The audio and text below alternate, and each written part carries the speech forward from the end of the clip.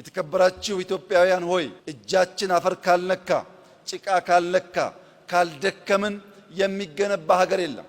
ይህ ትውልድ የኢትዮጵያን እርግማን፣ የኢትዮጵያን የታሪክ ጥፋት፣ የኢትዮጵያን የልመና ታሪክ የሚቀይርና ኮርተው በሀገራቸው የሚኖሩ ራሳቸውን የሚያግዙ የምንፈጥርና የምናወርስ መሆን አለብን። ለዚህ ታላቅ ተግባር የተመረጠ ይህ ትውልድ ኩራት ሊሰማው ይገባል።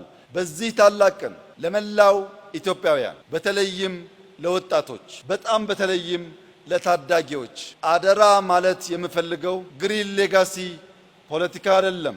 ግሪን ሌጋሲ ብሔር አይደለም። ግሪን ሌጋሲ ሃይማኖት አይደለም።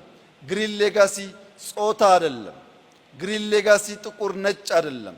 ግሪን ሌጋሲ ኢትዮጵያን ማልበስ፣ ኢትዮጵያን መስራት፣ ኢትዮጵያን ለትውልድ አስቦ ማሻገር ስለሆነ የእናንተን ነገ አእምሮ ታዩት ዘንድ ከነገ ጀምሮ ዝናብ ቢሆን ጭቃ ቢሆን አድካሚ ሁኔታ ቢሆን ካላችሁበት ነገር ተነስታችሁ በየቀኑ በመትከል ለዘንድሮ ያቀድነውን 7.5 ቢሊዮን ችግኝ በጋራ በርብርብ እንድናሳካ በታላቅ ትህትና ልጆቻችንን ወጣቶቻችንን ማሳሰብ እፈልጋለሁ።